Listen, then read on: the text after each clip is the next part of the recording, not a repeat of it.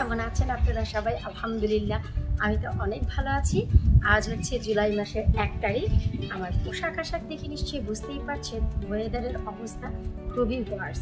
গত 15 দিন যাবৎ কোনো রোদ্রের বালাই নেই, একেবারেই ঠান্ডা, গরম নেই।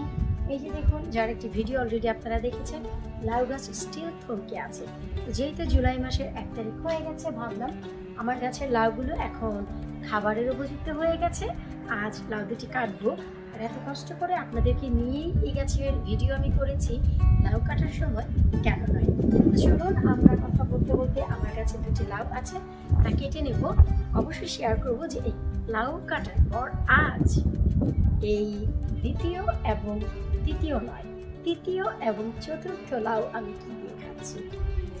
আর এবারে আমার প্ল্যানিংয়ে যে ভুল হয়েছে, শাক পাতা তো দিয়ে দিয়েছি ইচ্ছা মতো, বীজ যত পেরেছি। এখন আমি পেছনের যত কাজ আছে কিছুই করতে পারছি না, তাই এক পাশ থেকে আমি কিছুটা শাক টেনে তুলে ফেলেছি।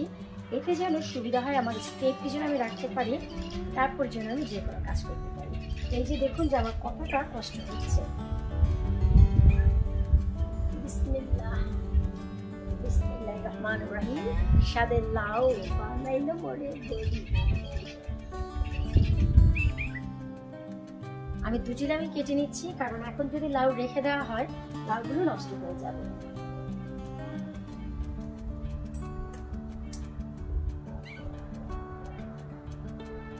এই হচ্ছে আমি লাউগুলো তুলে নিলাম।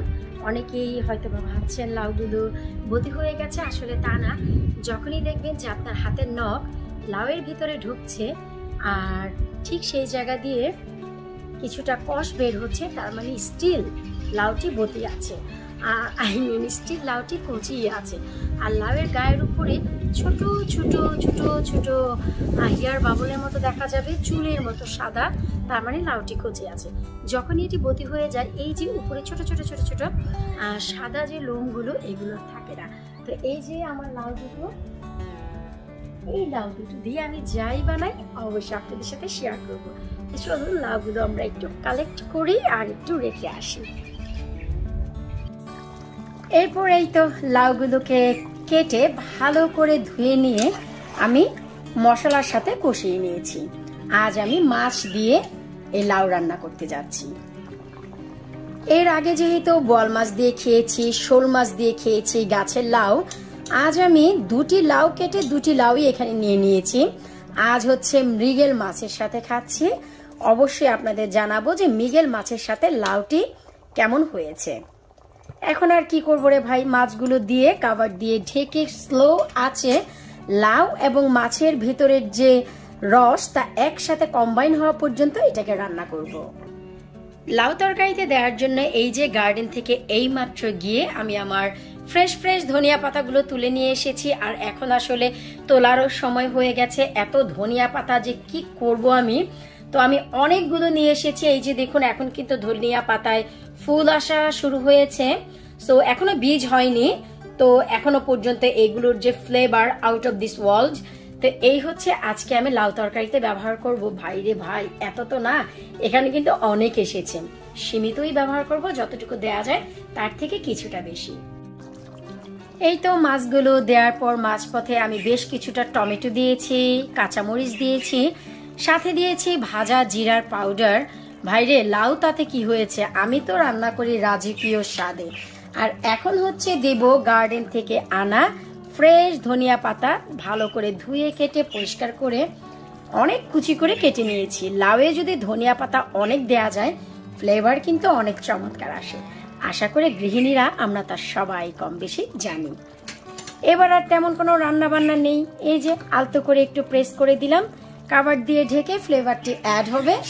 1 মিনিটের মতো রেখেই রান্না বান্না কমপ্লিট। এই তো ফাইনালি শুকর আলহামদুলিল্লাহ, আমার জুলাই মাসের 1 তারিখে গাছ থেকে তোলা দুটি লাউ দিয়ে মৃগেল মাছের সাথে চমৎকার একটি খাবার আমি রান্না করেছি। বরাবরই লাউ দিয়ে কিছু রান্না করলে আমি তো ভাই বলি এটি হচ্ছে রাজকীয় খাবার। এখানে কাঁচামরিচ, টমেটো, গাছের ধনিয়া পাতা, জিরার পাউডার থেকে শুরু করে সবকিছু রয়েছে। এবার আপনারাই বলুন এই খাবারটির টেস্ট কেমন হতে পারে। পোলাও, কোরমা, রোস্ট এর কাছে কিছুই না। তো চলুন এই খাবারটির সাথে সাথে গার্ডেন থেকে আর কি তুললাম, কি রান্না করলাম আজ আপনাদের সাথে তাও একটু শেয়ার করি। আলহামদুলিল্লাহ, এই হচ্ছে গাছ থেকে তোলা আমার পুঁই শাক, যা চিংড়ি মাছ দিয়ে রান্না করেছি, একেবারে পানি ছাড়া। পুঁই শাকের পাতায় যে পানি ছিল তা দিয়ে চিংড়ি মাছ দিয়ে আমি এটি রান্না করেছি। এরপর রান্না করেছি হচ্ছে গার্ডেন থেকে তোলা আমার মিষ্টি কুমড়ের শাক দিয়ে চিংড়ি মাছ। বরাবরই লাউ থেকে মিষ্টি কুমড়ের ডগা পাতা আমার বেশি পছন্দ। তো লাউ গাছ থমকে গেলেও মিষ্টি কুমড়ের গাছ অনেক চমৎকারভাবে বেড়ে যাচ্ছে। এই যে দেখুন, খুবই সামান্য কিছু সবুজ শাক তুলেছিলাম, ঘিকাঞ্চন বা সবুজ ডাঁটা, তো তাও রান্না করেছিলাম। আজাদ মিয়া অলরেডি রুটির সাথে খেয়ে ফেলেছে, সাথে কিছুটা ধনিয়া পাতাও কুচি আছে, দুটি মিলিয়ে খেলে চমৎকার লাগে। এরপর আর লাবণী কি কোনো লাউয়ের অংশ ফেলবে, তা তো পসিবল না। এই যে দেখুন, লাউয়ের খোসাটি এত বেশি কচি ছিল, আমি কিন্তু হালকা আলু দিয়ে কিছুটা ভাজি করেছি, ধনিয়া পাতাও কিন্তু এখানে ভরপুর দিয়েছি। এই যে দেখুন, তারপর ভাই ভিতরের অংশটি যাবে কোথায়? এই যে ভিতরে যে বীজ ছিল, বিচিগুলো এত বেশি সফট আর নরম ছিল, তা দিয়ে এই যে দেখুন আমি ঝাল করে লাউয়ের বীজের ভর্তাও করেছি। ফেলবো না তো কিছুই। এই যে দেখুন, গার্ডেনের জিনিস ভাই এত পরিশ্রম করে বানিয়েছি, এ কি ফেলা যায়? যতটুকু জিনিস নেওয়া যায় তা তো নেবই, তা তো খাবই, এটা হচ্ছে আমার কথা। এই ছিল আজ আমার গার্ডেনের সবজি তোলা আর রান্না বান্না।